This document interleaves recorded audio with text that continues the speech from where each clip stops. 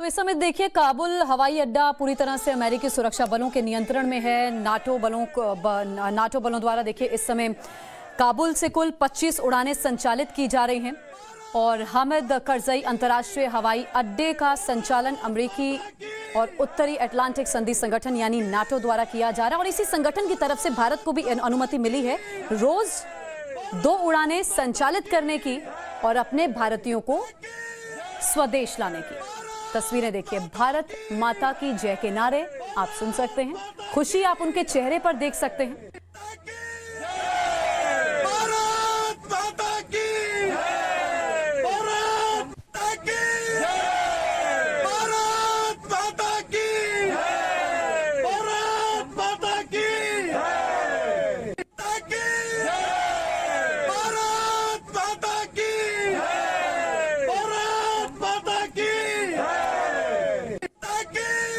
तो अफगानिस्तान में तालिबान कब्जा होने के बाद हर देश अपने नागरिकों को अफगान इलाके से अपने अपने देश वापस लेकर जा रहा है और उसी कड़ी में हम भारत जिस तरह की कोशिश में है और इतने अपने लोगों को वापस लेकर आया है वो तस्वीरें हम आपको दिखा रहे हैं। इससे पहले एयर इंडिया के 3 और विमान आज 224 यात्रियों को लेकर दिल्ली के इंदिरा गांधी एयरपोर्ट पहुंचे। पहले 2 विमान में 135 यात्री लौटे जबकि एक विमान कजाकिस्तान से दिल्ली लौटा जिसमें 2 नेपाल के नागरिक समेत 87 लोग सवार थे।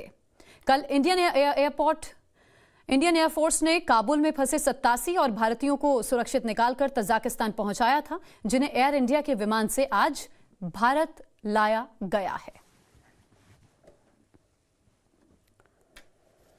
तो लगातार तस्वीरें हम आपको दिखा रहे हैं। इंडिगो एयर इंडिया की फ्लाइट से भी भारतीय लौटे हैं। अलग अलग विमानों से भारतीयों की वतन वापसी हो रही है। इंडियन एयरफोर्स के विमान के जरिए 200 लोग वापस लौटे। तो मिशन काबुल टू दिल्ली लगातार जारी है और लोगों को अफगानिस्तान से स्वदेश लाया जा रहा है। और अब आपको हम काबुल में भारत लौटने की पूरी कहानी बताते हैं। काबुल से भारत लौटने की पूरी कहानी आपके सामने हम रखने जा रहे हैं। काबुल से दिल्ली का मिशन इम्पॉसिबल कैसे भारत ने पॉसिबल किया, इसकी पूरी इनसाइड स्टोरी आपके सामने।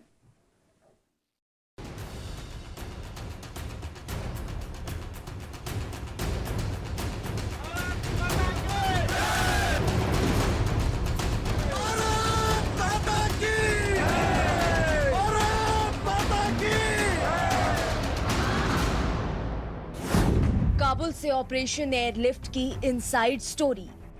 इन भारतीयों की खुशी का कोई ठिकाना नहीं है।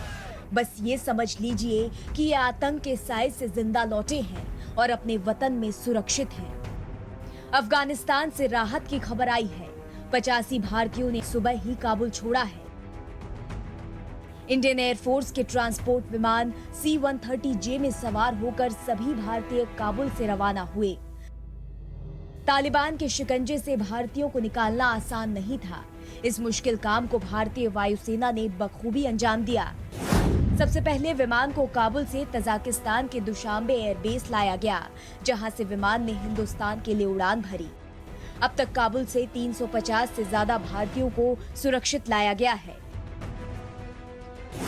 लेकिन तालिबान की बंदिशों को तोड़कर भारतीयों को कैसे बचाया गया? कैसे तालिबान की नाकाबंदी को चकमा देकर भारतीय काबुल एयरपोर्ट तक पहुंचे? कैसे अफगानिस्तान में ऑपरेशन एयरलिफ्ट को अंजाम दिया जा रहा है? इसकी एक एक डिटेल आपको बताते हैं। सबसे पहले ऑपरेशन एयरलिफ्ट का पहला चैप्टर खोलते हैं और आपको बताते हैं कि पहले ऑपरेशन को कैसे अंजाम दिया गया। दिन था 15 अगस्त। जगह हिंडन एयरबेस। मिशन काबुल से भारतीयों की सुरक्षित वापसी। जिस दिन पूरा देश आजादी का जश्न मना रहा था, उस दिन एयरफोर्स की स्काई लॉर्ड स्क्वाड्रन के जवान 2 C-17 ग्लोबमास्टर में सवार हो रहे थे। बेहद गुप्त तरीके से इस मिशन को अंजाम देना था, इसलिए पाकिस्तान के एयर स्पेस का इस्तेमाल नहीं किया गया, क्योंकि पाकिस्तान को इस ऑपरेशन की भनक भी लग जाती तो वो इसमें कुछ न कुछ टांग जरूर अड़ाता। और उसके बाद जो भारतीयों के आगे सबसे बड़ी मुश्किल थी वो ये थी कि इंडियन एम्बेसी काबुल से लेकर काबुल के एयरपोर्ट तक कैसे पहुंचा जाए। वो जो रास्ता था वो 15 किलोमीटर का रास्ता बेहद मुश्किल था, क्योंकि बीच में जो तालिबानी थे वो हथियारबंद थे और लगातार उन सड़कों पर घूम रहे थे।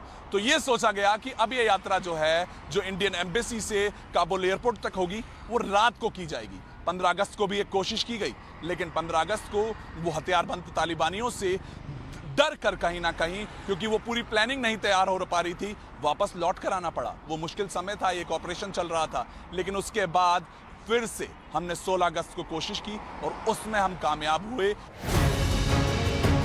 इंडियन एयरफोर्स को काबुल दूतावास से 200 लोगों को सुरक्षित लाना था। इसमें अफगानिस्तान में भारत के राजदूत रुद्रेंद्र टंडन, वहां के दूतावास का स्टाफ और उनका परिवार, इसके अलावा आईटीबीपी के करीब 99 कमांडो थे। लेकिन ऑपरेशन एयरलिफ्ट को अंजाम देने में 2 बड़ी चुनौतियां थी।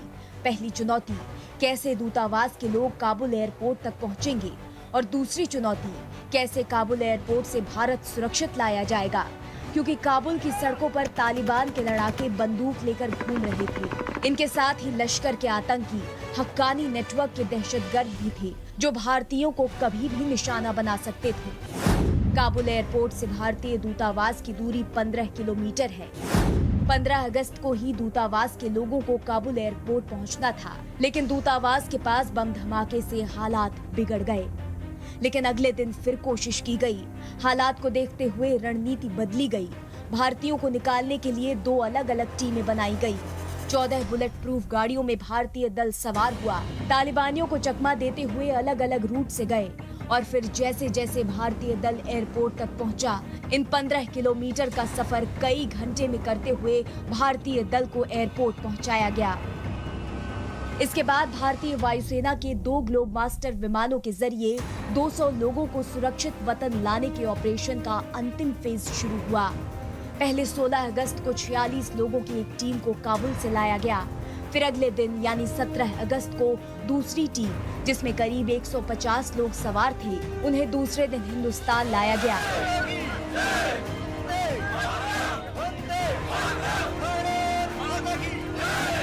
भारतीय वायुसेना का C-17 ग्लोब मास्टर भारत से जाता है। बहुत ही मुस्तैद तरीके से इस बार तैयार थी वायुसेना कि अब उन्हें किस कदम पे क्या करना है। वहां पर जो काबुल एयरपोर्ट पे हालात थे, उसके बाद ये बहुत जरूरी था कि वहां पर जो विमान है उसको किस तरह से सुरक्षित रखा जाएगा। ये सब चिंताएं तो थी, लेकिन इस ऑपरेशन को सक्सेसफुल बनाया गया। वहां पर अमेरिकी जो सेना थी, उनसे बातचीत करने के लिए विदेश मंत्री लगातार काम कर रहे थे। और अगर C-17 की बात करें तो उसमें हमारे गरुड़ जवान मौजूद थे, जिन्होंने उन लोगों को, उन भारतीयों को किसी तरह की परेशानी नहीं आने दी। और उस एयरपोर्ट के अंदर भी जिस तरह का माहौल उन्हें मिलना चाहिए था, वो सुरक्षित वातावरण देना था। और जो बाहर के हालात थे, जो हमने वीडियो देखे हैं, यानी कि जो लगातार तालिबानी वहां पर मौजूद थे, जो अफगानिस्तान के लोग लगातार एयरपोर्ट के आसपास आ रहे थे, उन सब के बीच में इस तरह के ऑपरेशन को अंजाम देना बहुत मुश्किल था। लेकिन भारतीय वायुसेना ने इसको एक सफल ऑपरेशन बनाया। इस मिशन को अंजाम देने के लिए 3 सेंटर्स के बीच कोऑर्डिनेशन था। पहला सेंटर काबुल में भारतीय दूतावास, दूसरा सेंटर भारतीय विदेश मंत्रालय, तीसरा सेंटर पीएमओ, जहां पीएम मोदी इस ऑपरेशन की लगातार मॉनिटरिंग कर रहे थे, और एनएसए अजीत डोभाल, जिन्हें पल पल की जानकारी दी जा रही थी। भारतीय वायुसेना के जांबाज पायलटों की मदद से ही इस ऑपरेशन को अंजाम दिया गया। काबुल एयरपोर्ट पर हंगामे और अराजकता के बीच विमान को लैंड करवाना और भारतीयों को सुरक्षित लाना बेहद मुश्किल ऑपरेशन था। भारतीय राजदूत और एम्बेसी के स्टाफ को काबुल से निकालना आसान नहीं था। ये एक मुश्किल मिशन था। उन सब का धन्यवाद जिन्होंने सहयोग किया और इसे संभव बनाया।